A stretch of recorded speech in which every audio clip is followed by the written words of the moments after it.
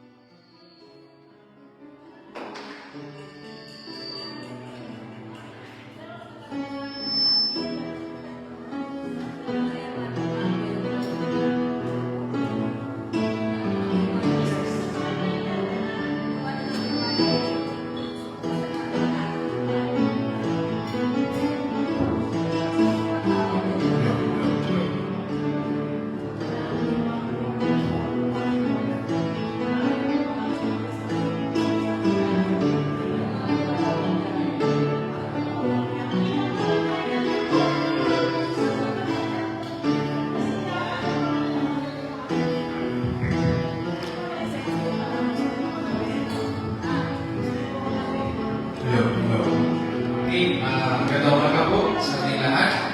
Tayo po ay mag-start na po since hours na. Kanil 30 na po.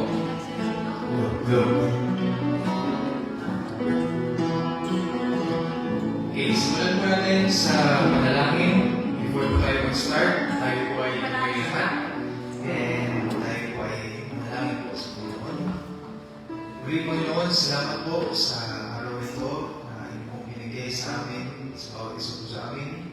Maraming salamat po Panginoon sa mag-isip po sa amin sa umaga na ito. Salamat po Panginoon sa mga pinatulog at gayon din sa inyong pag-iingat sa amin sa buong taon. Salamat po Panginoon sa aming go, matulog po ng inyong biyaya at kapag. Salamat po Panginoon sa kalakasang pisikal na inyong binigay sa aming parati. Gayon din sa spiritual na kalakasan po Panginoon. Salamat po Panginoon dahil sa kayo palagi, everything na kami po ay pangailangan o may problema o anong bagay na gusto namin itulog sa inyo. Salamat po Panginoon sa inyong biyaya, sa inyong pagtugon sa aming mga panalangin, pagtugon man ito o inyong pagpapahintay man. Salamat po Panginoon dahil nandito kayo upang magdinig na aming mga panalangin sa inyo. Salamat po Lord sa inyong kaligtasan sa lahat na itong pinagdaloob sa amin. Maraming salamat Panginoon sa kaligtasan na libre at sapat. Salamat Panginoon for your love, sa inyong habag, sa pagmamahal na higit pa sa aming pagiging makasalanan Panginoon. Salamat po sa inyong anak na inyong binigay sa aming nagabagligtas na sa Jesus Cristo Panginoon. Salamat po sa kanyang obedience din Panginoon sa inyo. At salamat Panginoon sa sacrifice na ginawa sa cross of Calvary. Kaya kami po ngayon ay narito at kami po ay may pag-asa Panginoon sa bawat umaga, sa bawat araw na paparating. It's all because of salvation na inyong pinagdaloob sa amin. Kaya kayo po ay karapat-dapat Panginoon sa lahat ng bagay, lahat ng papuri, lahat ng sakripisyo Panginoon, kaya kayo ay karapat-dapat lamang Panginoon. Kaya Lord, tulungan kami sa mga ganito, sa mga hapon, as we worship you Panginoon. Tulungan niyo po ang bawat isa po sa amin na magkaroon po ng puso na handa magsamba sa inyo, Panginoon. Create in us a clean heart, a broken and contrite heart, Panginoon, sa inyong harapan. Salikskin niyo po ang bawat corners ng aming hearts, ng aming mga isipan, at inisin niyo po ito, Panginoon, upang makapaglingkod, makapagpapuhay kami sa inyo, mga kung anong mga bagay na mga paglabag sa atin, Panginoon. Alisin niyo po ang anong bagay, distractions,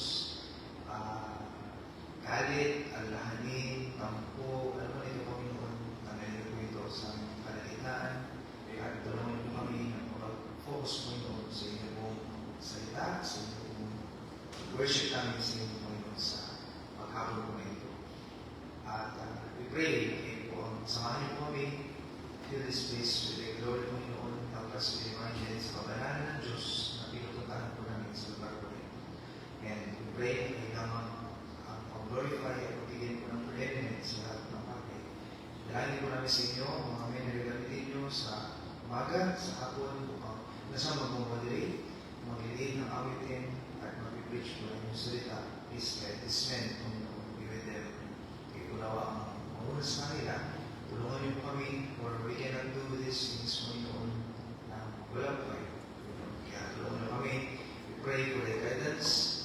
We pray na kayo na bigay po sa amin ang utterance ng wisdom upang pag-ibig namin ang inyong mga saints, ang inyong congregation na naayon po sa mga kalooban. Lord, dahil po namin sa inyo, mga life churches na daraos din ang kanilang mga services sa araw po na ito. Be with them also, Panginoon, and may we all worship thee in singleness of heart and unity of spirit, Panginoon, sa mga araw. Lord, kayo po ang bless sa mga kapuri pa sa lahat na ibigay sa inyo ng mga kapatiran, sa mga nakahanda ng mga awitin, mga song offerings, mga verses, thanksgiving testimonies, Panginoon, bless the hearts of these people na handa po magbigay ng pasalamat at nag-prepare ng kanilang resources and time para po sa inyo. Lord, kayo po na ang sa lahat, mga kapurihan, sa mga testimonies, thanksgiving nito, at pangalawa ay mga kapatiran na mga kapakinig mo ito. Ingatan niyo po ang aming pastor sa lukuhin na mga sa Bolmion at na minister po sa kanyang family. And ingatan niyo po siya as they go back sa Cabuanes and then sa Andalo and Muli Lord, maraming salamat po at sa inyo namin binabalik ang pinamataas po ng puri at pasalamat sa pangalan namin Panginoon Jesus ang nagtatamin. Kaya po iwawin. Let's all sing page verse sa blue po. Holy, Holy. Ulitin po natin ang Holy, Holy sa 7-0. 7-0. Sa blue hymnal po. Ay, guardians ito pa.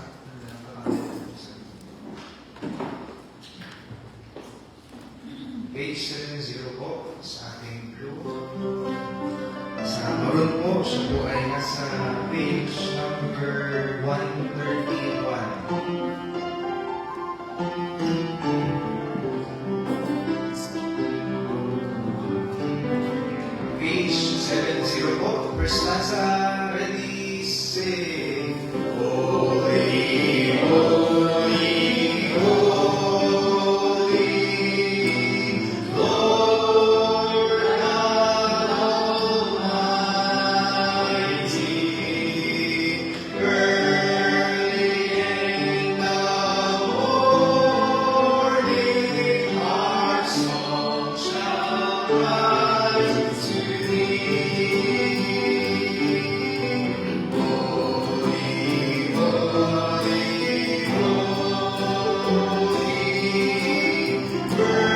merciful and mighty, God in three persons, blessed Trinity.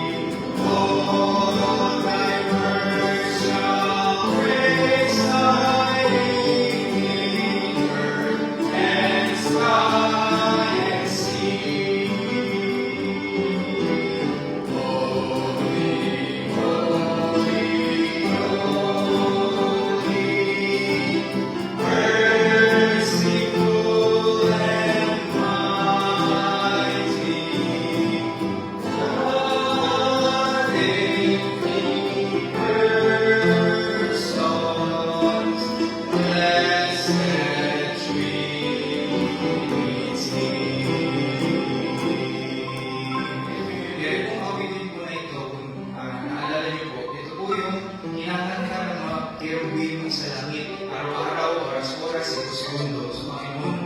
Na makikita niyo po yun sa Revelations chapter number 4 verse 8. Masabi po doon, merong 4 na beasts. And kada isa sa mga beasts po na yun ay meron silang 6 na pakpak. Meron silang mga katawan na puro ng mata. And then, they were full of eyes, and they rest not a day. Sabi doon, hindi sila nagpapahinga. Umaga man o gabi, hindi po sila nagpapahinga. Ang trabaho lang nila ay, sabi doon, and say, Holy, Holy, Holy, Lord God Almighty. So yung kinakanta niyo po, yun po yung inaawit ng mga cherubim sa langit, sa Panginoon. Every time, every day, every hour, every second, which was and is to come. So gusto ko lang Panginoon na lagi siyang kinakantahan at nag-enjoy po ang kalangitan sa kanyang po kabanalan. So I hope, ang Panginoon po ay nagagalak sa kabanalan, and I hope tayo po ay ma-remind ng Diyos po natin ay bunal. So next song po, awitin natin ang 62, page number 62, sa blue hymn, Crown Him with Many Crowns. Page number 62.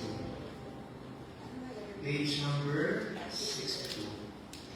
Another thing na dapat po tayo ma-remind ay ang Panginoon po na kasama natin ngayon ay Hari.